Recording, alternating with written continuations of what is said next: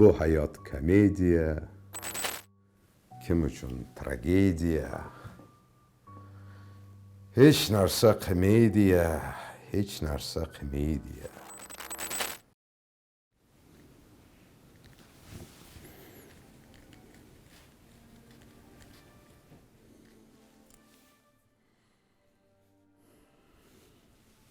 Bugun ijtimoiy tarmoqlarga anchadan beri kirmaganim sababli bugun bir lavha ko'rib qoldim.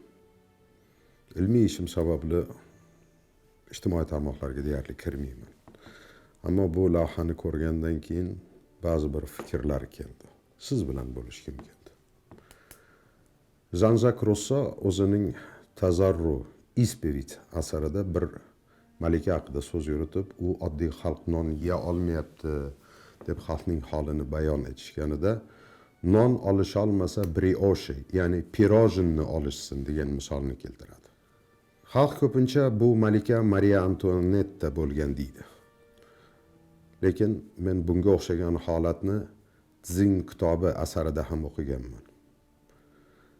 Tsin Huaydi sulolasi imperatorlaridan biriga xalq guruch yetishmovchiligi sababli ochlikka mubtalo bo'lyapti deyishganida u shunday javob bergan.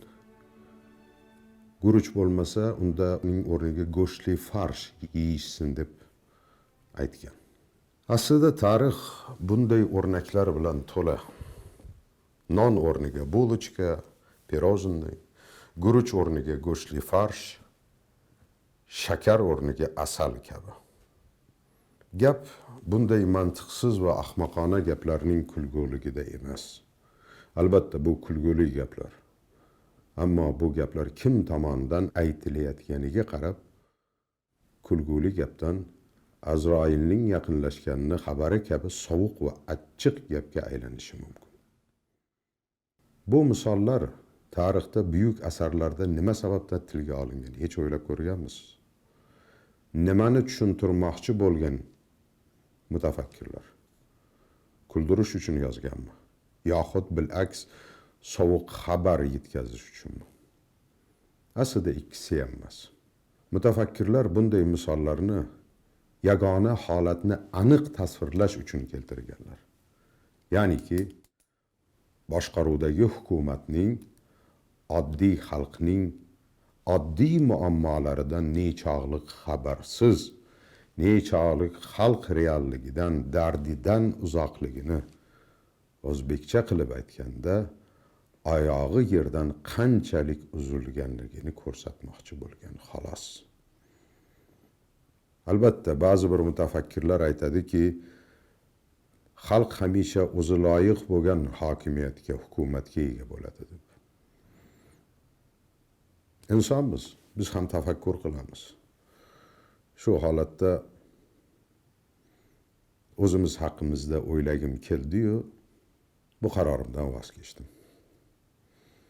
Chunki 2 kundirki 2 yoshga kirgan o'g'lim hali aniq chiqmagan tili bilan bir qo'shiqni qayta aytib yuribdi. Urf bo'lgan, bugun jamiyatda urf bo'lgan bir qo'shiqni, trendga chiqqan, balki yashash tarzimizga aylangan bir qo'shiqni so'zlari esimga tushyapti. Shu sabab fikr yuritishdan voz kechdim. Qaysi qo'shiq deysizmi? Ajoyib bir qo'shiq. Siz ham har kuni eshitasiz.